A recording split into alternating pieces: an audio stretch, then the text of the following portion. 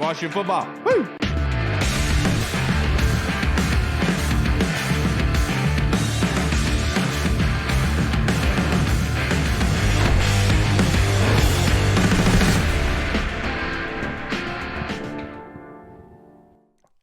Hello, everybody, and welcome to the Burgundy Zone. I am your host, Kyle, and I'm joined by my two co-hosts, Michael Hall and Michael Reed. The Burgundy Zone is a part of the Frederick Podcast Network. You can find out more by going to www.listenfrederick.com. We are rejoined by brother of the podcast, Mr. Logan Paulsen from the Commanders. How you doing, sir? I'm good, man. Good to be talking to you guys. Yes, sir. It's an exciting weekend. The Commanders have a possibility to go to 3-4. It would be the first acceleration best record they've had in 4 seasons, which we are all excited about. But my first question to you, Logan, Taylor Heinicke getting the start here, what does this do to the offense?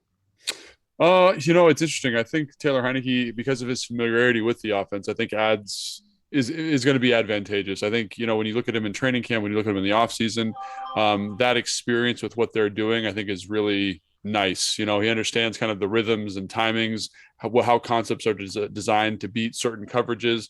And when you go back and watch the stuff from last year, like, it's not all perfect, but at least you see that level of recognition. So, and I think when you're watching the film, Carson's missing some of those opportunities.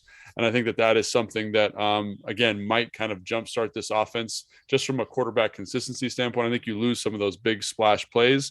But, I think, again, that being able to kind of extend drives, convert on third down, that'll be a big feature of what he does. And Heinicke in his presser made a comment that he worked on his arm strength in the spring and the off season. Did you see any difference this training camp?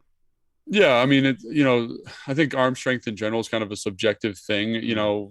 Certain guys, like I think Tua Tagovailoa is a good example. Like when you look at him throwing, like there's that thing on Instagram where they flipped his throwing motion to right-handed throwing. It looks normal right-handed, and you're like, oh my gosh, that's great. Like, but I think there's an element of that when you're evaluating arm strength. But I do think, to me, he looked better. He looked more efficient with that in terms of arm strength and ability to kind of rotate through his hips. He's never going to be Carson Wentz. Right. He's never going to be Josh Allen. He's never going to be Patrick Mahomes. But I think that's an area he has improved. And I think it's something that, again, has forced him to the deficiency in arm strength has forced him to kind of become this anticipatory thrower, which is something that you like to see. And again, I think if you just play to his strengths, keep him comfortable, I think this might be a good day for the offense.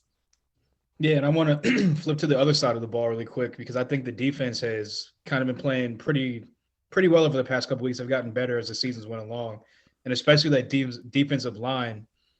Do you think that the defensive line is gelling more together and getting better as the season goes along, or has the past 2 weeks or so just been a product of not so good offensive lines?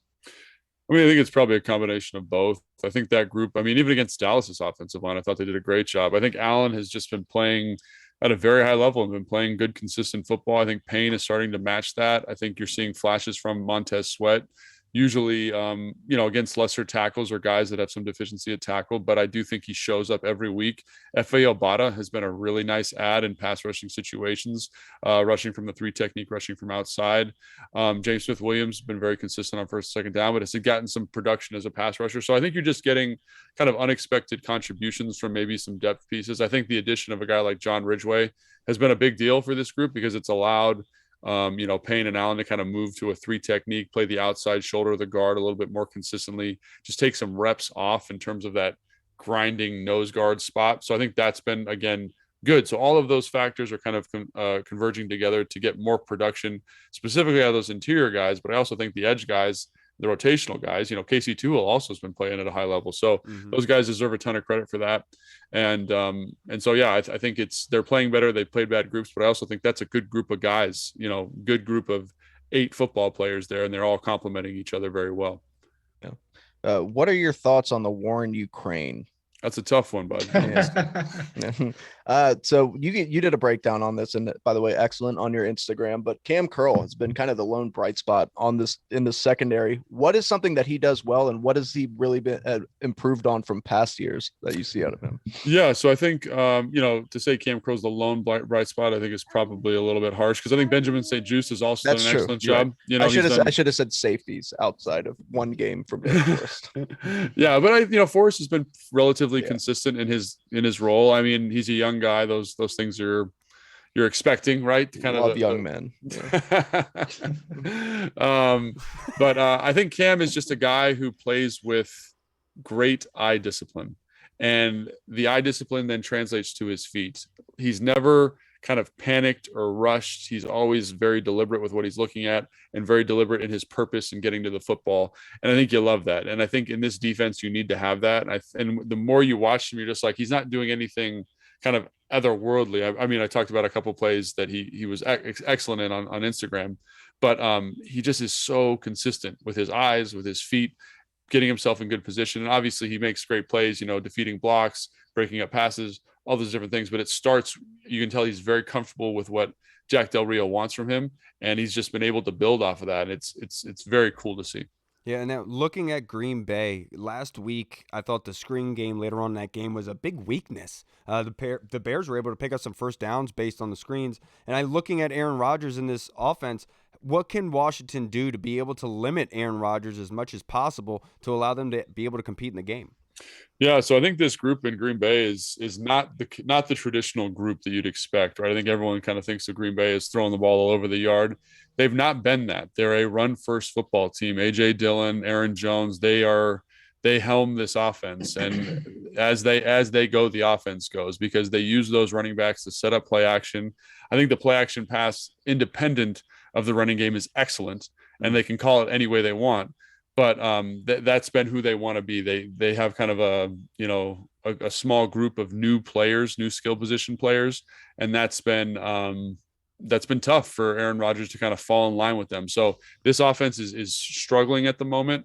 I think with Aaron Rodgers, you can always count on them to come out of it. But I think if you can apply pressure to Aaron the way the Jets did last week with your front four, you can match up well outside in terms of man-to-man coverage. I think, quite frankly, I think Benjamin St-Juste on Alan Lazard is a match made in heaven. I think they're both good football players, but I think that's why you have Benjamin St-Juste on the roster. I think Kendall Fuller and his experience can confound some of what Romeo Doubs does. And then with Randall Cobb out, I think you're in a pretty good spot. Obviously, Robert Tonyan had an excellent game last week. And is a good football player, but has been quieted since the ACL injury and has been slow to get back from that. So not quite the same dynamic pass catcher that he was, but I think you feel very comfortable matching up there as well. So if you can manage the running backs and the running game and kind of force the ball in Aaron Rodgers' hands, I think you feel good about it. Not because Aaron Rodgers is a bad football player, but just the guys on the other end of it haven't been producing the way what's your kid doing there, Mike? What's going on? He's trying to fucking mess with the hit mute and stuff and tap buttons because he can't. I won't let him into my phone. He got locked out because he doesn't know the passcode. Dude's just living his best life, man. Yeah, living his best life. And one thing I will say, I think the Packers called up Sammy Watkins to relieve. So I'm not sure if he's going to be activated for this game, but he's always somebody to keep your eye on as well. Yeah, he's been interesting to watch. He doesn't look like the same guy, obviously, that he was, and he's been relatively consistent for them, but more of a role player as opposed to a starter. Like it's Alan Lazard, Romeo Doubs. Those are the guys. It's really Alan Lazard and Cobb who have been getting the lion's share of the touches. Cobb's out. I think that responsibility goes to Doubs in a different role, not in the slot, but on the outside. And it'll be interesting to see what happens for sure. Yeah, and flipping to Green Bay's other side of the ball, the defense, they've been struggling as of late, struggling to stop the run the past couple of games. What does Scott Turner and this offense need to do to attack this Green Bay defense?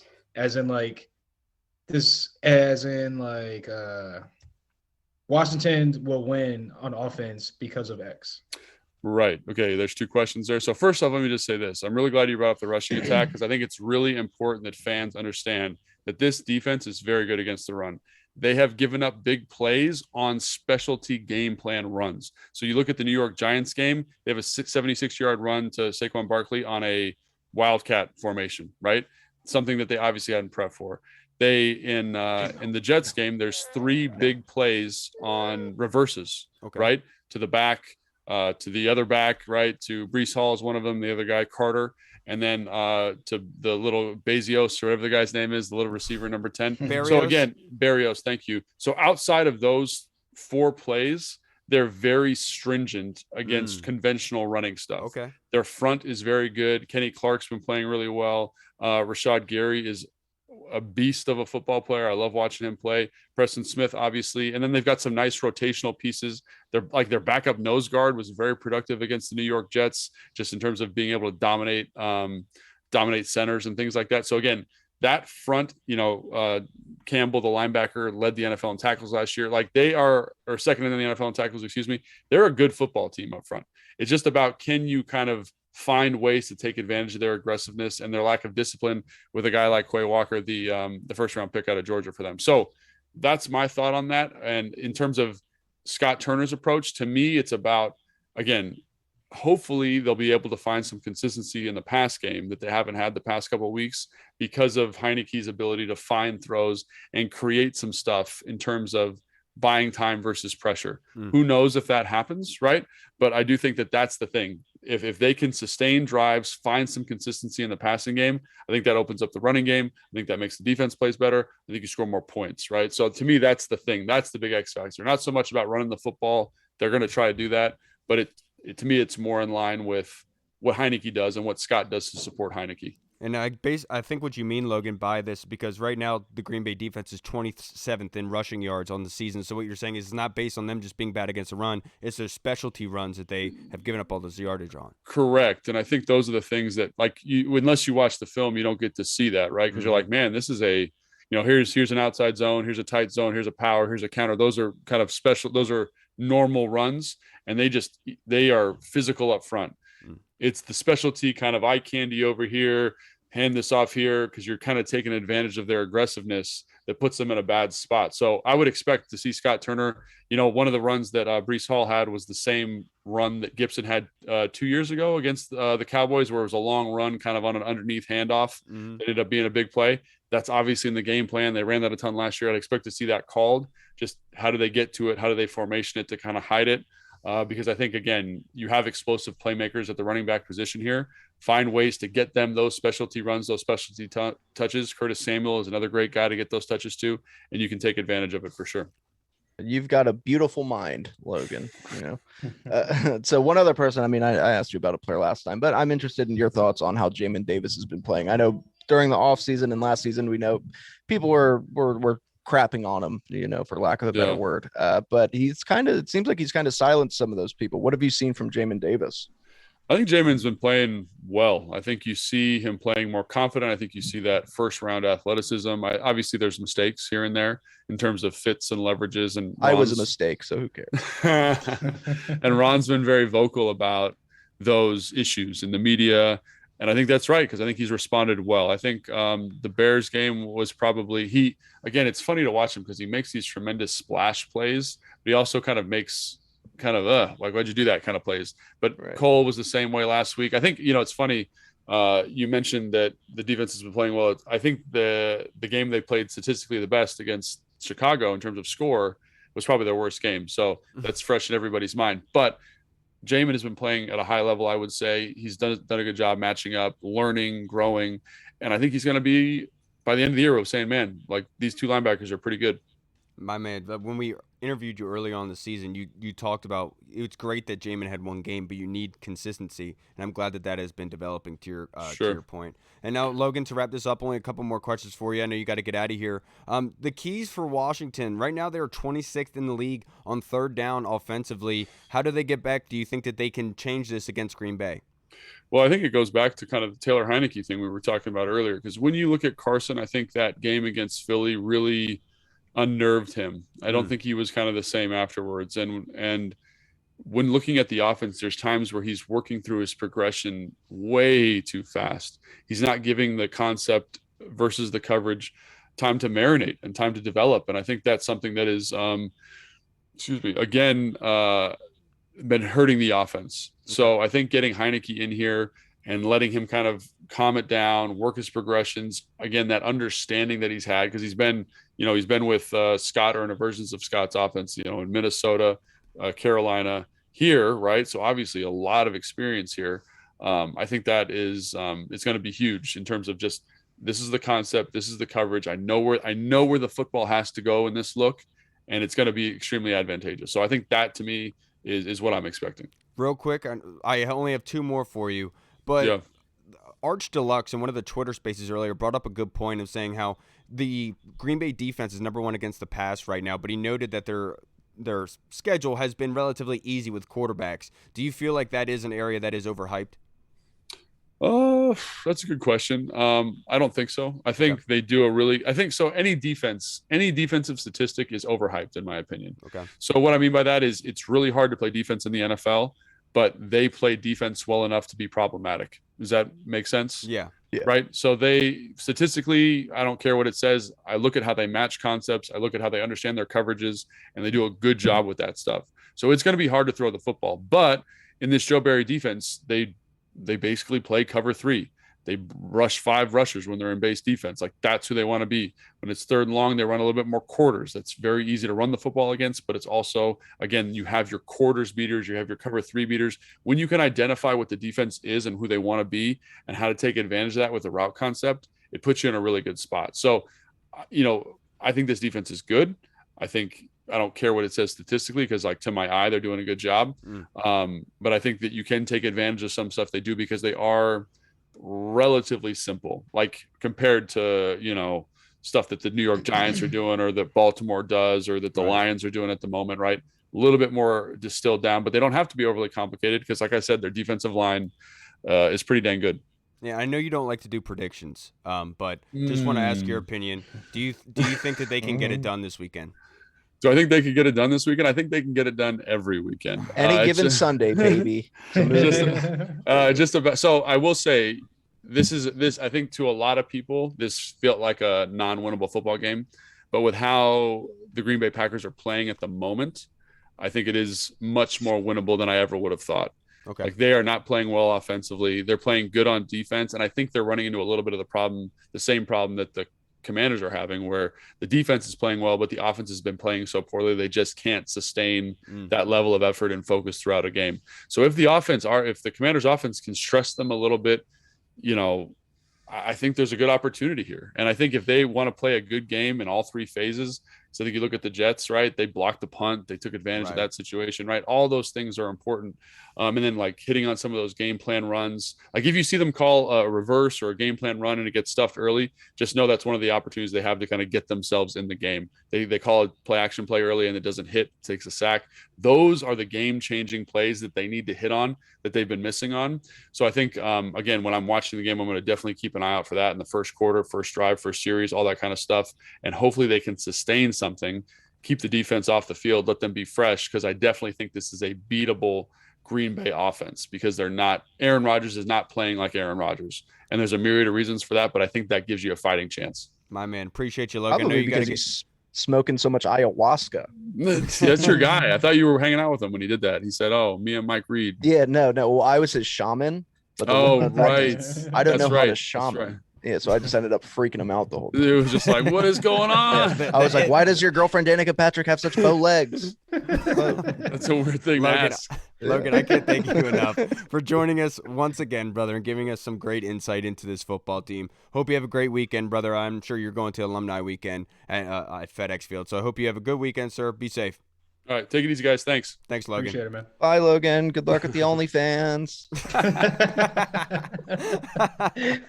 What is wrong with you? Oh my gosh, that's great. I mean, that's just perfect, right? That was pretty funny. Right. All right, let's get What if when you're like, I'm sure you're gonna go to alumni weekend, have fun. What if Logan was like, alumni weekend? What? Like, what if he wasn't invited? What if he's like, well, actually, I didn't get an invite? Yeah. What if he was like, that's news to me. I didn't know they were having one. Let me text somebody, and they're like, Right, oh, let me text Julie and your see what's going invitation on must here. have been lost in the mail. Yeah. Dude, so the latest news, obviously with Taylor Heineke and everything, but Jahan Dotson looking like he injured his hamstring again, or not, he didn't injure it. He tweaked it today at practice. That's an injury. And so they put him on the stationary bike. How concerned are you with Jahan Dotson, Mr. Money? I mean, yeah, it looked like he was trending towards being able to maybe get on the field this Sunday. Obviously, with the tweak, probably jeopardized that. I'm probably going to say that he's probably going to be inactive on Sunday now, but that's probably the right thing to do. He's definitely been a weapon for them so far, and I definitely think that if they think that they can get back into the playoff mix and make something of this season, he's going to be needed down the stretch. So if they can kind of just let him rest for another game, maybe bring him back against the Colts, I would love to see that. But I mean, if he's good to go this Sunday, obviously put him out there. But I just think one more week of rest would do him good. Yeah, I agree with you there. It's just, it sucks because we talked about, like, the pick was talked about so much over the summer, like a second round talent, blah blah blah. Everyone was talking about George Pickens, going down the list of everyone that was probably better than Jahan Dotson. And Jahan Dotson starts off on a heater, 4 straight games with a touchdown, looking like he is rookie of the year, all lined up, and then a lingering hamstring injury. And that's always got to be an issue for these young wide receivers, especially the skill guys who you have to rely on their speed and the route running ability. That sucks, man, because it's just more time away from the field for Jahan Dotson, and I would have really liked to see him with Taylor, Yeah. It's frustrating because hamstring injuries, especially, tend to linger. So, like, you definitely want him to rest up as much Kind as of he like can. Reed around elementary schools. Kind of like that. Yeah, no, exactly like that, actually. Like, just way too long. It's just always there. So yeah, you definitely don't want that. So you want him to take some time. But like you said, it does suck because he was one of the lone bright spots on this team early on. So. My man. All right, let's get into our fan questions. This one's from Tim Towner in the Discord chat server. He asks, what WTF is up with Russell Wilson? Want to hear what you guys have to say about it. What was given up for him, like picks allowed by a 5-year extension, $250 million contract. And I think we were going to give up the same, if not more. Yeah. So do you think that this is maybe a sign that Pete Carroll and co are just very, very good at what they do? I mean, because Geno Smith's out there looking like Russell Wilson used to. I mean, Russell Wilson all of a sudden he's a jag out here. He looks like he's literally blind. I mean, the guy can't see the middle of the field. He doesn't see plays developing. It's embarrassing. And I think that the funniest thing is probably, like, the team's getting pissed at him, and Jerry Jeudy and Cortland Sutton and them are blasting Future in the locker room, probably just trying to get under his skin. And it's bad, man. I haven't seen somebody has been this good for as long as he has looked this bad just in one season because of a change of scenery, especially when they have as much talent as they do. I mean, this should be Russell Wilson's best offense yet, and he's looking embarrassingly bad. I don't know what's wrong with him. I'm going to go with a case of Pete Carroll not being there, I guess. I don't know. Dude, to be honest, I said this in our group chat the other day. It looks like Denver should release some alternate jerseys in Seahawks colors, because it just seems like Russell Wilson is not adjusted to the new colors of the jerseys. Like, I can't explain it, Tim. Like Reed said, no sense. There's open people right in front of his face, and obviously this is the NFL. Windows close fast, and pictures don't really do it justice on what's happening on the field.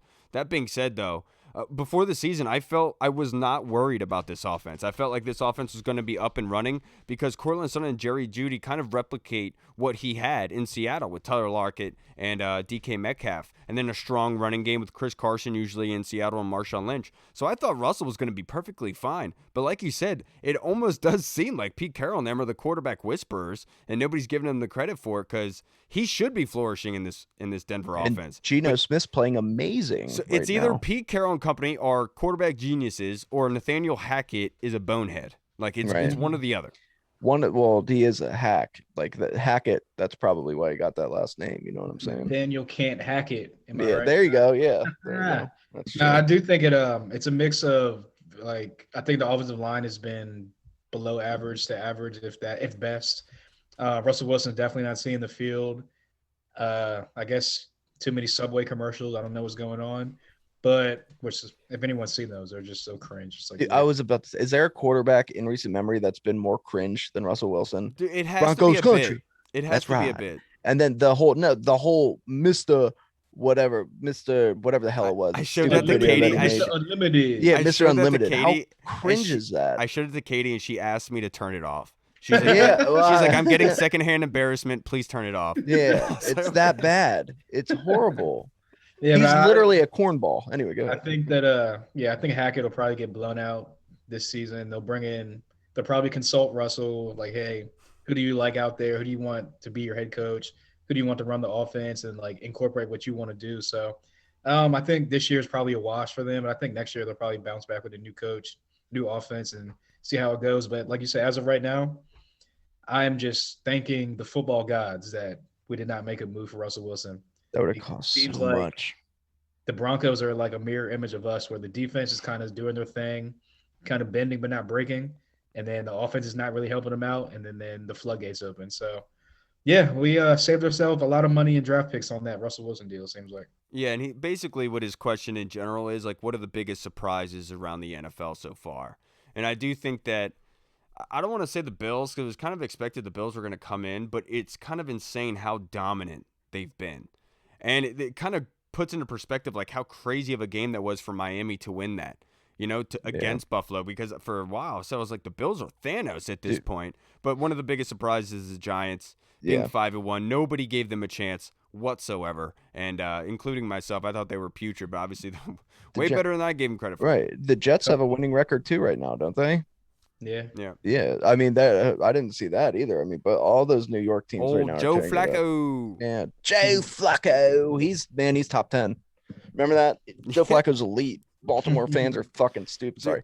Pardon me. I'll never forget when this one Baltimore dude like gave me crap because he was like, dude, Baltimore's nicer than DC. Was his name Parker? Like, what are you talking about, bro? Parker.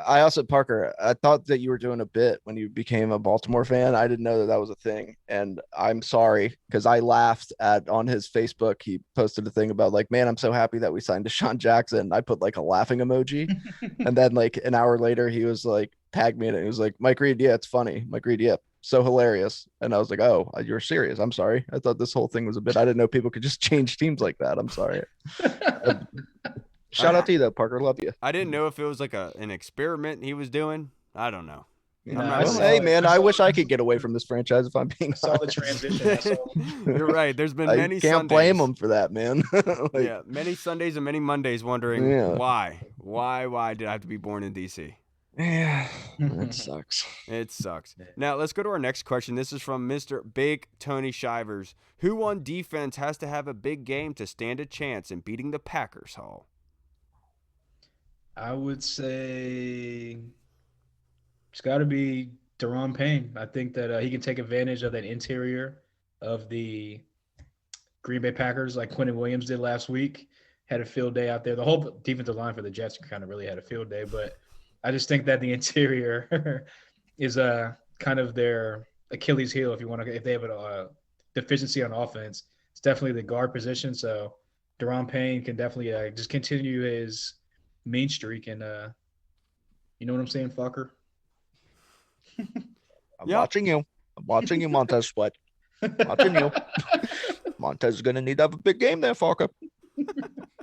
Gonna need to have him get out there, Rodgers. Go with this. I'm not stopping. Put on a mask.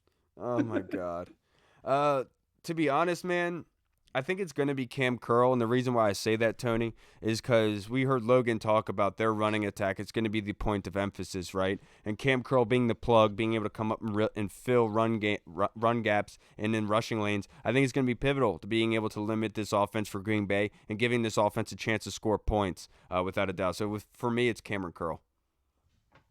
Yeah, I'm going to go Montez Sweat. I mean, just you've seen the tear that he's been on. And look, I mean, you can make the excuse, John Allen, Daron Payne, Montez Sweat, they've been having big games for a while. Sometimes it doesn't matter. But I think when you have a quarterback like Aaron Rodgers, I know the receiving hasn't been too good, but anytime you can get after him and kind of make that a point of emphasis, it's really going to bode well for you, especially Aaron Jones. I mean, I know A.J. Dillon and him have kind of been the focal point, but Aaron Jones hasn't been doing too well. I mean, so if Montez can go out there and have a big game, I think it's going to bode well for this defense. Yeah, that's a good point. Now we are joined by our next guest, Mr. Nathan Coleman. How you doing, brother? Hey, what's going on, guys? How are y'all? Broncos country. Let's ride. Mr. Unlimited. Wow. Nate, there you go. I can't thank you enough for joining us, brother. I know it's a hectic weekend on this Thursday evening, but we just had a question submitted by Tony Shivers asking who on defense needs to have a great game in order for Washington to get a victory. Oh, Tony, that is a good question. I think Montez Sweat. I think he's going to continue the streak he's on the past 2 weeks. You know, I was talking a lot of trash about Montez early on in the season, and I think he read my tweets or something because he's been on fire. I mean, I think he knows he's in a contract year. Daron Payne is in a contract year. Maybe neither of them will get a contract extension, but they're fighting for, their next big contract. And I think he's really stepping up. He's getting double teamed a lot and making the most of it. And he's always stout in the run. And, guess what? You're going to need it this week. I mean, the number one way to shut down the Packers is obviously like Aaron Jones. He's really their only playmaker on offense. Yeah. So I think he's gonna do the deed. I think he's gonna get a double-digit sacks, maybe 11 sacks this season, and get one on Sunday. Yeah, my man. I like that idea. I know I don't like to say Reed is right, but I'll say you're right, Nate. We'll compromise in that setting. But before we get into breaking down the game, Nate, and everything, and I wanted to do a little last minute at the end of the episode. I wanted to kind of break down this team after the 6-week mark, kind of give grades for position groups and players and stuff like that based up into this point, if y'all are cool with that. But I want to get your opinion on this next question. This one is from the Colonel. Washington usually has a high injury rate every year. Why does it seem like this year there's even more? It's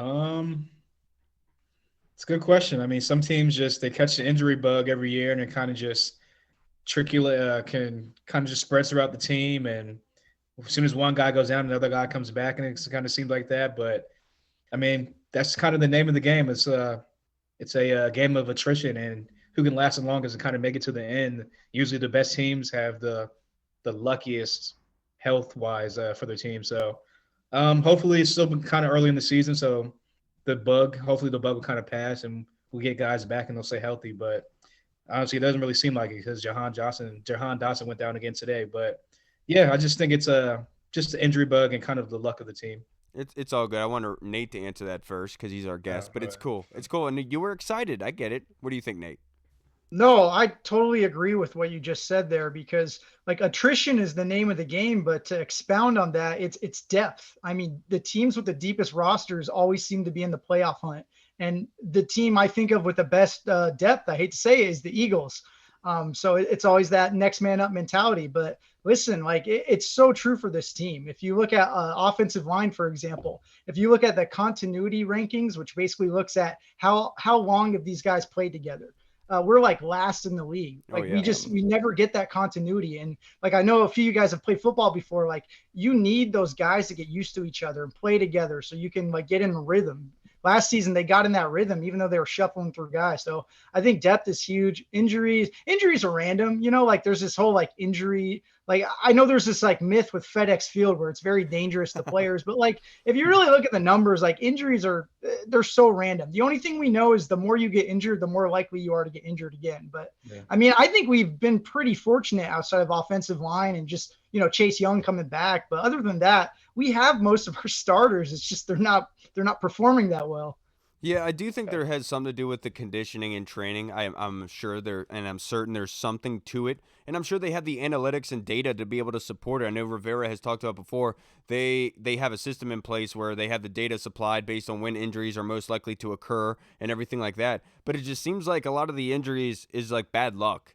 And which is unfortunate because you're waiting for that one time for us to be, not have injuries, not have to go through all of this chaos throughout the season. But and unfortunately, it continues to happen. But it's hard to say really because it's always a different unit that gets dinged up and nicked up. And it's hard to say that it's one thing or another. But one thing I'll say is if you're flexible, if you have a good endurance, and I think they're bodes well for you. I remember Lorenzo Alexander I think he did yoga or calisthenics, something in the off season, and he said it changed the way his body was, and that's what helped him continue to play throughout his older age throughout the NFL and be very productive. And then London Fletcher, he used to go in the dink dunk, the ice dunk, before the game and after the game. So I'm not sure if it's some sort of conditioning, just taking care of your body. It feels like there is a disconnect there, Colonel. I will say that.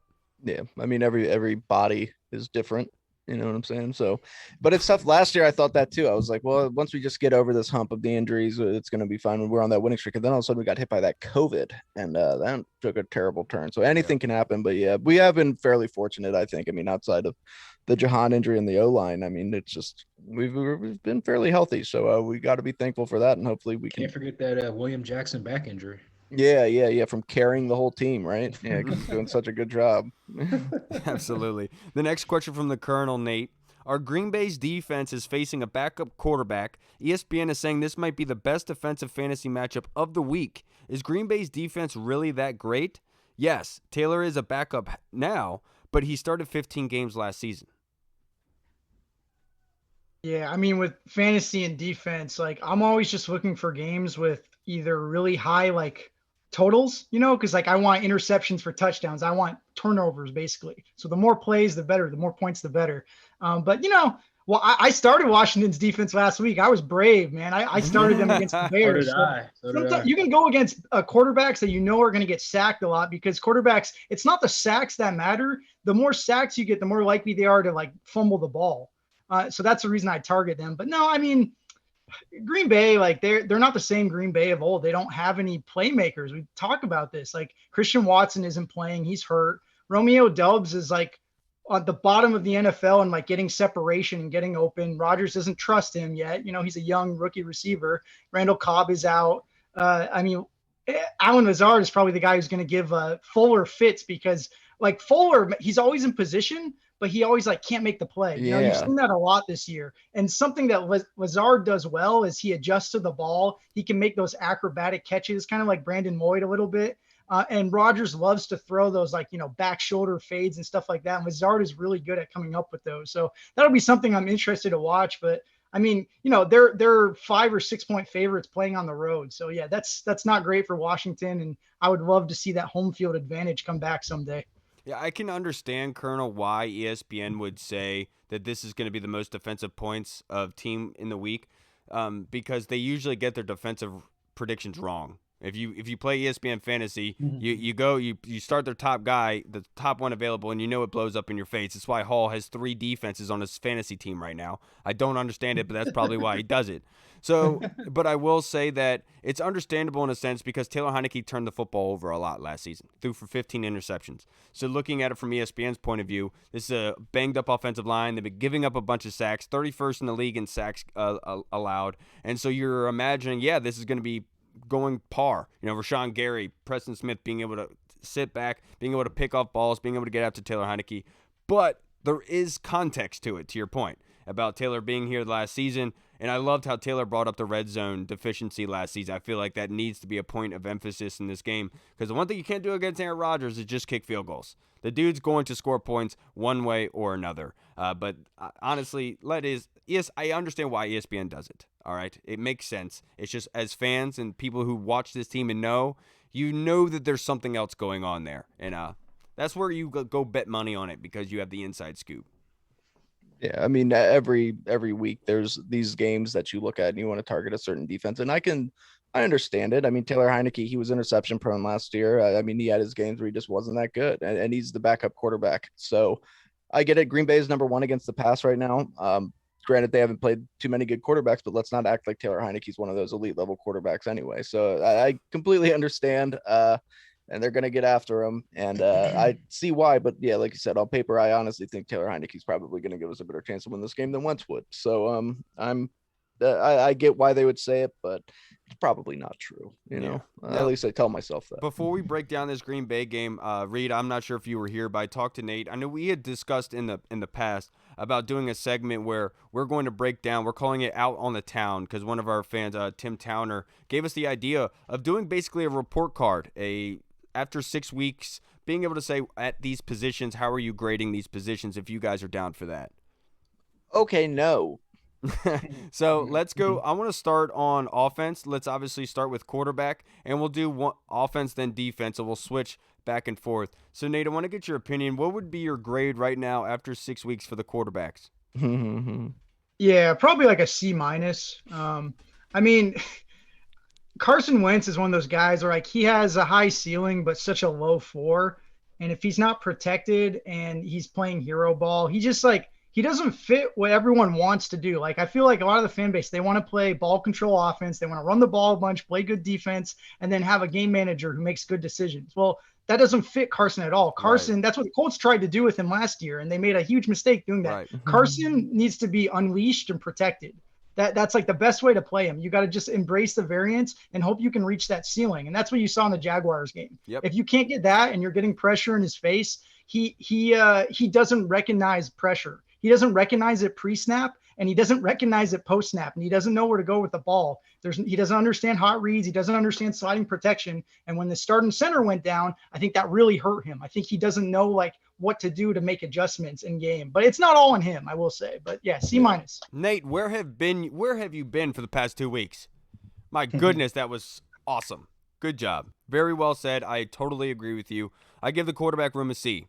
As much as I want to, that's the only reason why they have a C is because of the injuries to the O-line, of things not going well for Carson Wentz, but he still produced. So that's why he gets a C. It's not lower. They were able to throw the ball well when they needed to, but ultimately they could not get anything going. And the lack of third down conversions is why they're getting a C for me.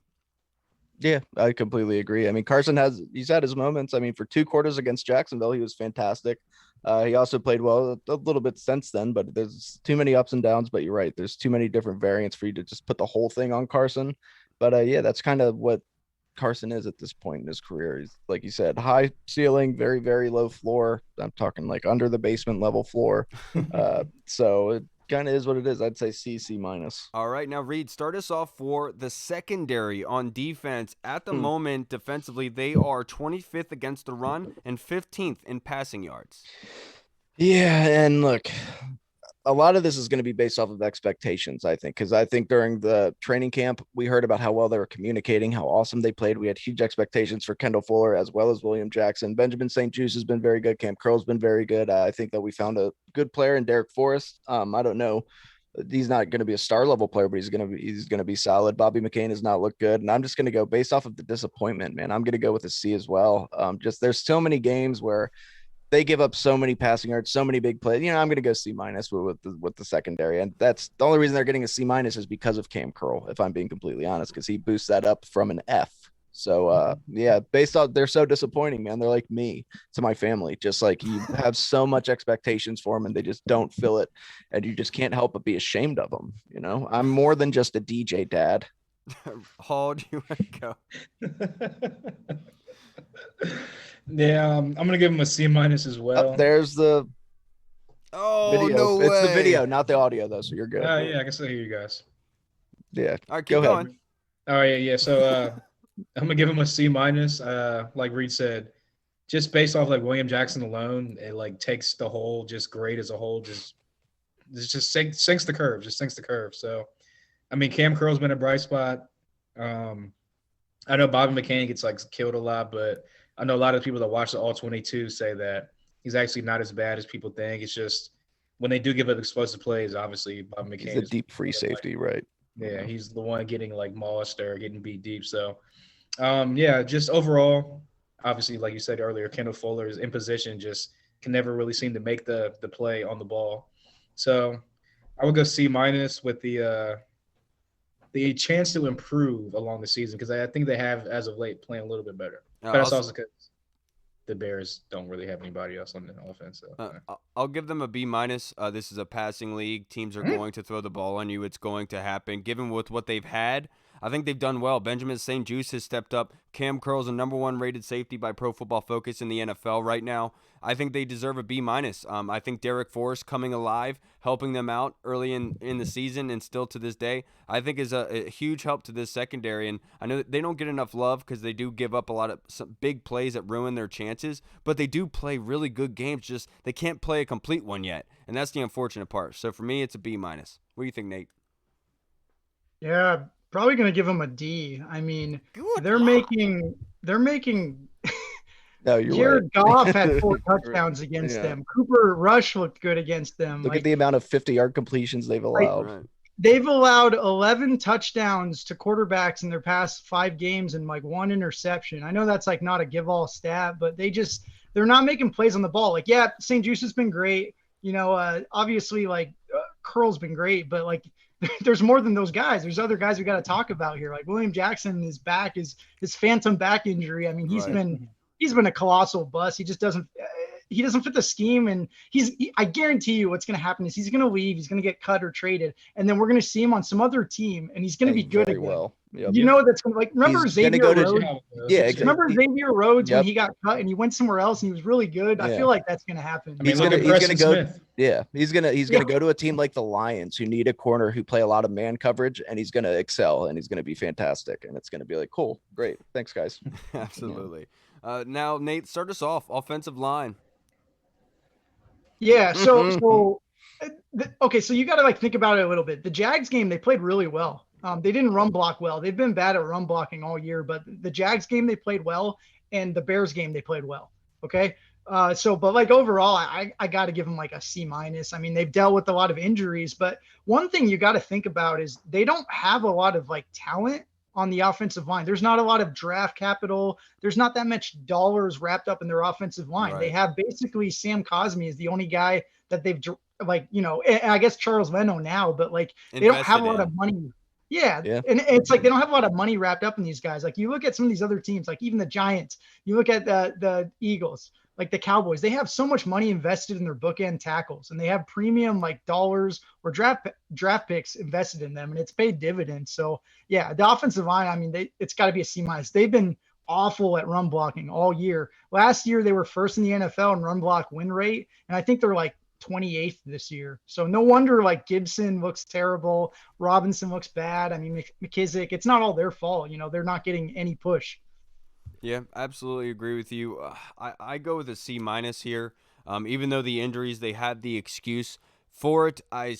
Still the pressures, the penalties. Obviously, they signed somebody off the street in Nick Martin, who was committing a lot of those penalties, but there were other issues that were happening there. And as much as I want to blame the coaching staff and everything, they just did not execute. They did not get the job done when they needed to. Giving up 9 sacks against Philly, that's just putrid. So for me, I'm giving them a C minus. Yeah.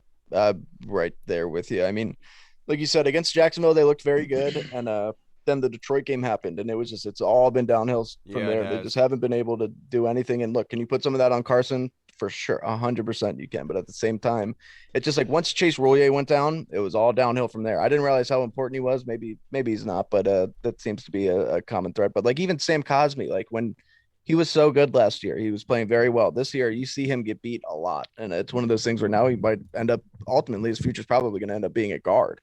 And it's like, I don't know what the hell happened to some of these players, because like we were the number 6 rated O-line according to PFF after last season. Even after week 1, we were still one of those top O-lines, and it's just frustrating, man. But yeah, I gotta right now, man, they're just underperforming, so you got to go with the C minus for me.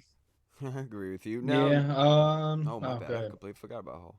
Yeah, we usually do. Yeah. What about linebackers? Right? Hall, what's your grade for linebackers? Jamin Davis, Cole Holcomb. Sheesh. I'll go probably C minus. I mean, let's go rapid fire.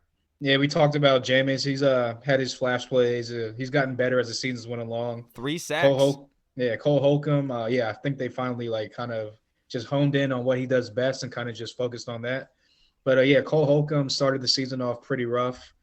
He was getting mauled by linemen. He was missing gas, missing run fits. But I think for the last like game or two, especially against Derrick Henry, he kind of has definitely been flashing a little bit more, making a couple plays here and there. So I'll go C minus. For me, I'm giving them a B. I thought that they was going to be one of the weakest points of this defense this season, but they haven't been. Obviously. And so I think they deserve credit. Jamin Davis finding his own. He's playing like an actual linebacker, he's consistent. Cole Holcomb is leading tackler at the moment and has shown the ability and production at points to show that he is a legit linebacker. So for me, I think they've done a great job so far this season for me. So a B. What do you think, Nate? Yeah, I'm going to go with a C. I think they're both kind of league average starters right now. They're not like great. They're not bad. And linebacker is such a hard position to play. You get picked on. That's offensive coordinators just attack the middle of the field. That's the easiest part to throw to. But Jamin Davis has been better, but he's not meeting the expectation at all. But yeah, I mean, they've been fine overall. Nothing too like fancy or anything like that. But I don't think I'm not going to give them credit also though, because like they're playing with one of the best defensive lines like in football right now. Like these guys are doing all of the work.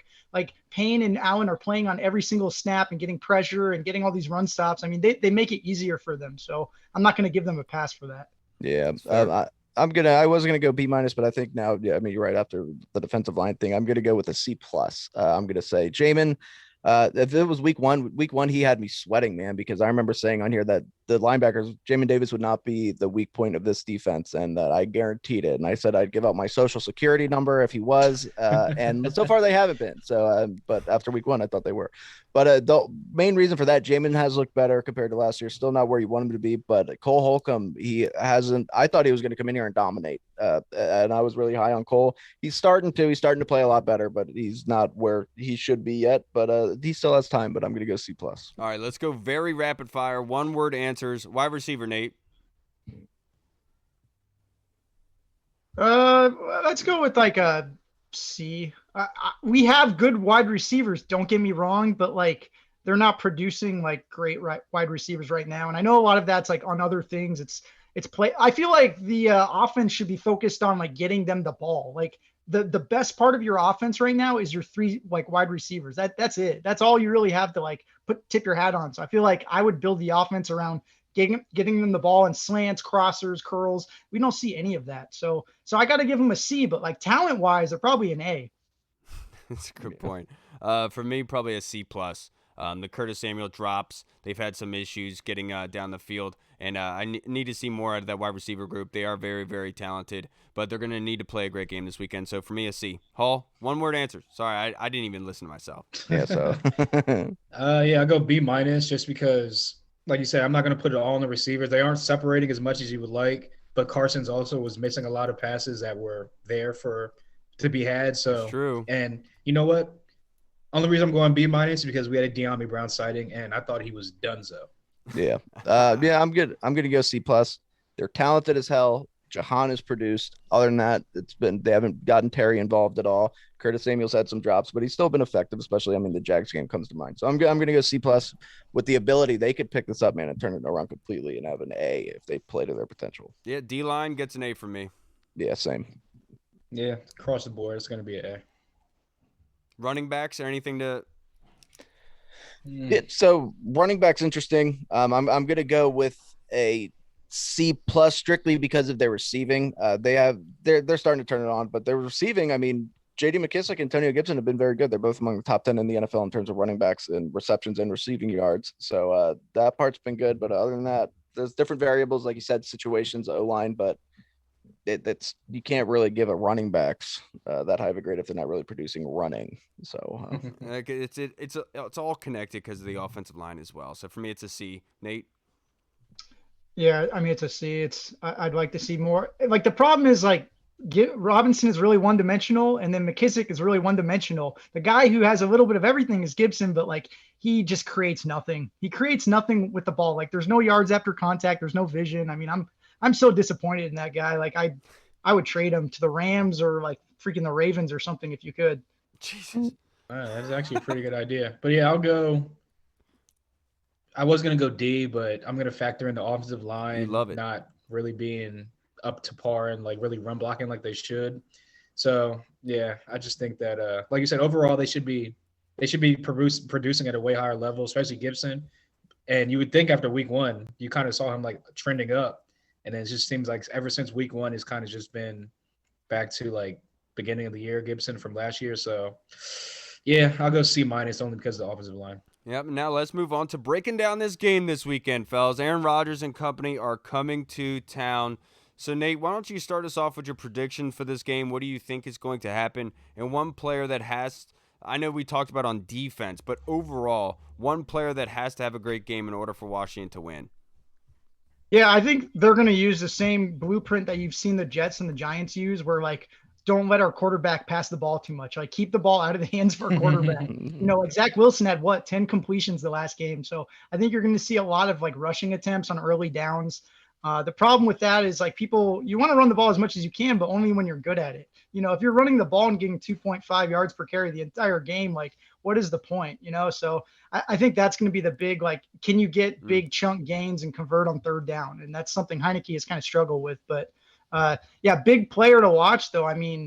It's gotta be McLaurin. Like that's really your only like star left, right? You're probably just going to be Cam Sims and him. And is Diami going to be out too? I read that he was out the other day, but he was still on the injury report. I don't think he practiced today from what I saw.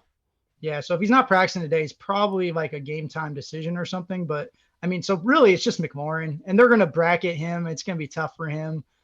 So yeah, it's all on him. I don't know, man. I don't feel very optimistic. I think Green Bay likes to play it really slow. They're just going to get ahead and then they're just going to run the ball with Dillon and Jones. And I think that's what you're going to see. But on defense, like you can shut them down. They don't have you can bracket their best player. They don't have any like superstars. Aaron Jones is their best player.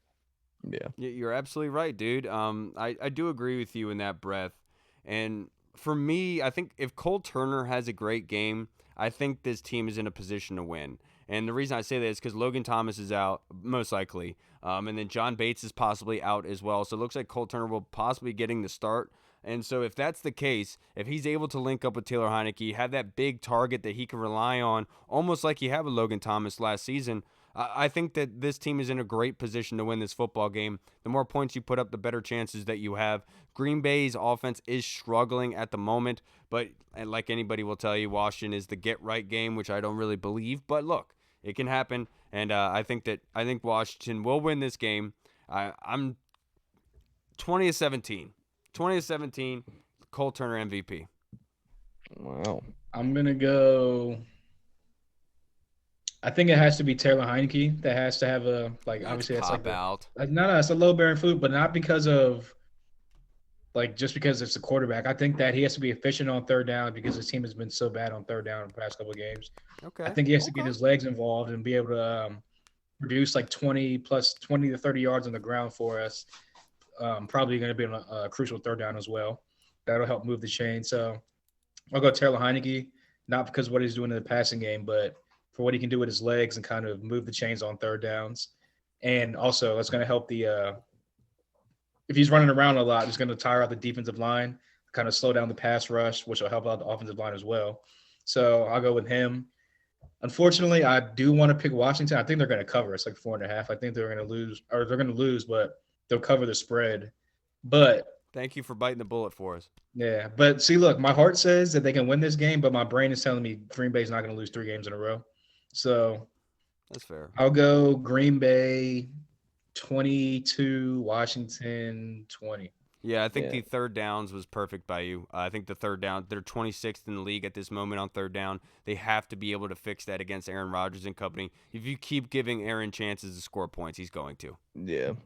For me, I'm going to say this is a position group. I'm going to say that the offensive line is going to have a big game. They're going to have to play a lot better than they have been.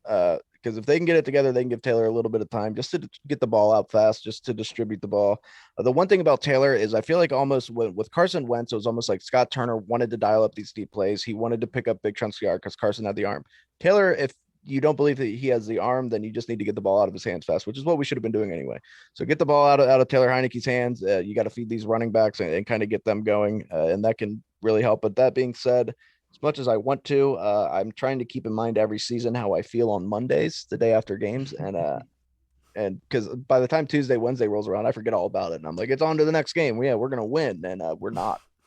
And I'm going to keep that. I can't see Green Bay winning 3 straight either. If they do, the people are going to be hitting the panic button. That's for sure. So I'm going to go Green Bay winning this game 24-20. No, you know what? I'm going to give this some random 24-18. Okay. Because we're going to pull something, or Joey Slide's going to miss a couple, something, whatever it is, whatever have you. And 24-18, Aaron Rodgers only throws for 178 yards. However, the Green Bay wins this game. That's probably a good prediction, and it's funny because I made a comment about Hall's prediction last week with that weird numbers, but it looked like he was on par with what was going to happen in that game, to be honest. All right, everybody, that's going to wrap us up for this episode. Any last-minute comments about this game, guys? No? I will say, last year they got into the red zone 6 times last year and came away it. Nope. Less than 10 points. So if they can get that red zone efficiency up this time, and if they get to the red zone 6 times, that'll be crazy. Yeah, they're 17th in the league right now in red zone conversion rate on offense. So hopefully that transitions and actually gets into points, because Taylor talked about in his press conference, and I love to hear that. Absolutely love to hear it. Nate, I can't thank you enough for joining us again, brother. But before we get out of here, if you'd just like to plug your social media handles, just in case anybody watching hasn't followed you yet and would like to. Yeah, no, I appreciate you guys having me on. You can catch me at Commander Stats on Twitter anytime, and good luck on Sunday. Yeah, are you going? I'm not going. I'm actually going home to Kansas City. I'm getting ready to deploy November 1st, so I'll be out of pocket for a little bit. Oh, wow. I'm sure I'll be jumping on mine a little bit just to watch the games, but it might be a delay. But this is probably a good season to get deployed. Yeah, I was about to say, it couldn't have happened at a better time, right? That's messed up, dude. But good luck to you, dude. Stay strong. Keep your head on a swivel out there, brother. Thank you. Can't thank you enough for coming out here and joining us. I won't be at the game on Sunday, going to visit the Colonel up in the mountains. So we're going to go hang out in his cabin. We're going to watch the game together. It's going to be a fun time. But I hope you guys have fun at the alumni weekend. If you guys are going down there, have fun. Just try to just just make it a good experience. Like, because most likely you know what's going to happen, but just have fun while during it. You know what I mean? Don't go with expectations. You won't get crushed. Right. And meanwhile, I keep picking him to win. All right, everybody. That's going to wrap us up for this episode. I'm Kyle. I'm Hall. I am bringing allegations against Mr. Snyder as well. So stupid. All right, everybody. We will see you again on Monday. Good luck. Have a safe weekend. Washington football. Woo! Hey, what's up, everybody? It's Kyle. I just wanted to say thank you so much for watching. And if you liked what you saw, make sure you hit the subscribe button and the notification bell. That way you get notified when anything new is uploaded to the channel. Also, we just launched theburgundyzone.com. You can go there and find all of our latest news, articles, and the latest episodes that are uploaded. Again, we also have the Discord chat server, where all of our VIP folks are in, like Andy Burrows, Scott Hartley, Sergio Martin is in there as well. Don't miss out on the Discord chat server. Go and check that out. Until next time, everybody, Washington football. Woo!